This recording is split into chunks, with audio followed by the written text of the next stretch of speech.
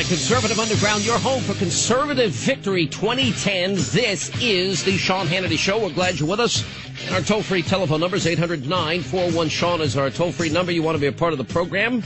She is the former governor of Alaska, former vice presidential candidate, had the #1 best-selling book for all of 2009. Governor Sarah Palin is back with us. Governor, how are you? I am doing great, and Happy New Year to you, Sean, and all your listeners. Well, everywhere I went, I was on vacation, people would ask, well, what's Governor Palin really like? And I'm like, she's nice, and she's everything you think she is. That's so nice.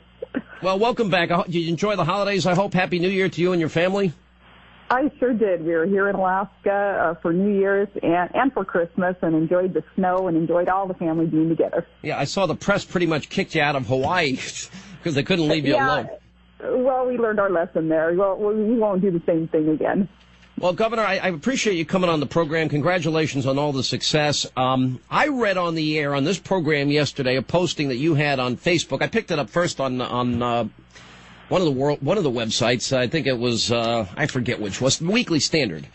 Anyway, so you wrote the following. You said President Obama's meeting with his top national security advisors does nothing to change the fact that his fundamental approach to terrorism is fatally flawed. We are at war with radical Islamic extremists, and treating this threat as a law enforcement issue is dangerous for our nation's security. I want you to expand on this because no one said it that strongly, and it made sense to me.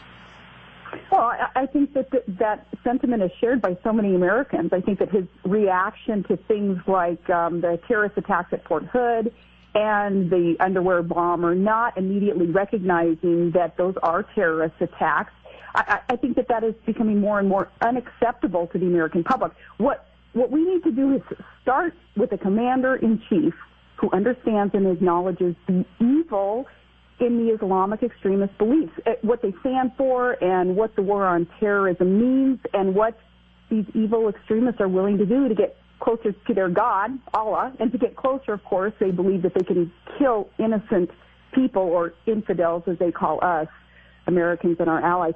Only then, when we have a commander-in-chief who understands and acknowledges the problem, then that America will be able to trust the decisions that the White House is making in this time of war. Well, Janet Napolitano said everything worked perfectly, Governor.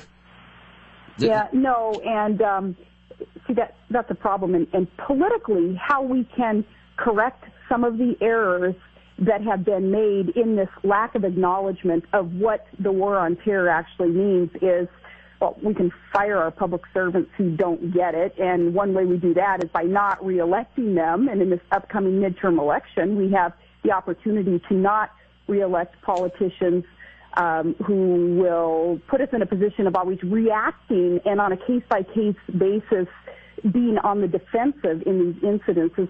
That's one way politically that we can help solve the problem that we're in. Well, look, I think Janet Napolitano should be fired. Do you? I don't know, but somebody does have to be held accountable for the problem that was caused by that lack of oversight. It looks like that there were red flags waving all over the place with the underwear bomber, and yet he was able to board a plane and potentially take the lives of so many innocent Americans and innocent flyers. It's just unacceptable. And, yeah, I would say that somebody's got to go. Well, but maybe it starts from the top down. I think you're making a broader point that maybe I think we all need to look into it. I thought you laid this out pretty fairly perfectly in your piece. And you pointed out that what we did this back in the 1990s, we saw the result on September 11, 2001, that this is a war on terror, not an overseas contingency operation. But doesn't this really start with the president? Doesn't this sort of identify his philosophy that it's a man-caused disaster, overseas contingency operation? Yeah, you hit the nail on the head. It does. And we must be committed to victory in this war, to defeating those who are hell-bent on defeating us and destroying America. And it takes the top dog. Our leaders' thinking must go beyond the possibility of defeating this. So, and I've heard you point this out, Sean, so when we hear our elected leaders saying that the war isn't winnable or a surge isn't going to work or no, we won't give our military commanders what they tell us they need for victory, then we will not conquer terrorist threats until, from the top down, through those elected officials, until we can have faith that their thinking is beyond any hint of defeat in this war on terror. We're going to have a tough time believing that the decisions being made by the White House are in America's best interest. Mm-hmm. You put a posting up on your Facebook site that said midnight votes, backroom deals, and a death panel. And we now see what's happening. We've now learned about the Louisiana Purchase. We learned about how much money Senator Dodd got. We learned how much money Ben Nelson got. Hundreds of millions of taxpayer dollars being used, cash for cloture. What was your reaction to this Christmas Eve vote? Well, it was quite disappointing, but of course it's not unexpected anymore, and that's an unfortunate position for the American public to be in, to almost become complacent now when we hear that, oh yeah, they took that proverbial midnight vote, and now they're talking about not having the conference committee but doing the private negotiations between players on Capitol Hill to finalize the health care bill. It's a scary situation for us to be in when we're saying, well, if that's the way it is, that's the way it's going to be. We can't get into that mode of thinking. We can't give up, especially with this health care bill. We have to be more vigilant than ever today because, many of us, we're not going to back off on our criticism of the problems of the health care bill. And one aspect of it is the death panel still. If the health care bill goes the way that Obama wants it, we're going to have something very much like foreign countries' systems of health care, like the British. And if the American people, if we have our health care paid for by the bureaucracy, by government, depending on our health condition, depending on our age, we're going to be subject to bureaucrats deciding, which are panels and commissions deciding, just like they do overseas, who will be worthy of receiving the health care that government is going to provide.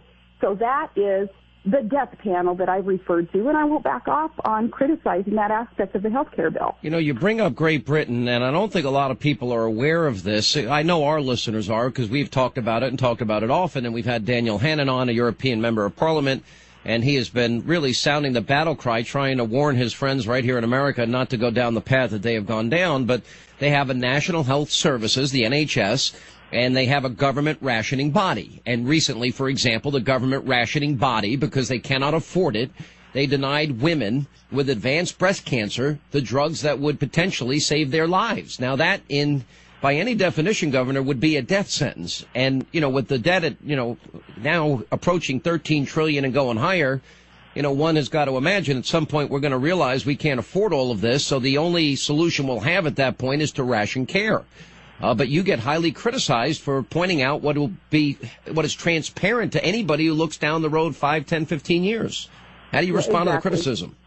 I want them to look at the facts and look at how our health care bill has been, what it's been modeled from or by. Remember when Tom Daschle was first involved? He was originally going to be the health czar, remember?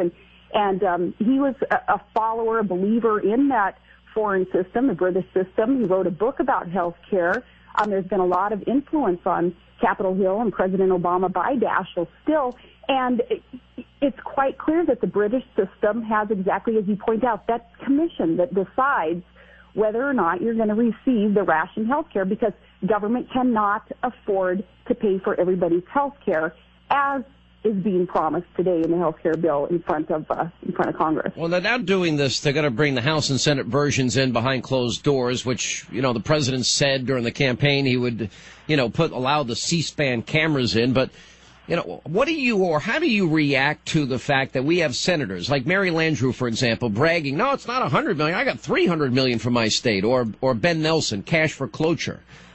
What is your reaction to using taxpayer money to basically buy votes?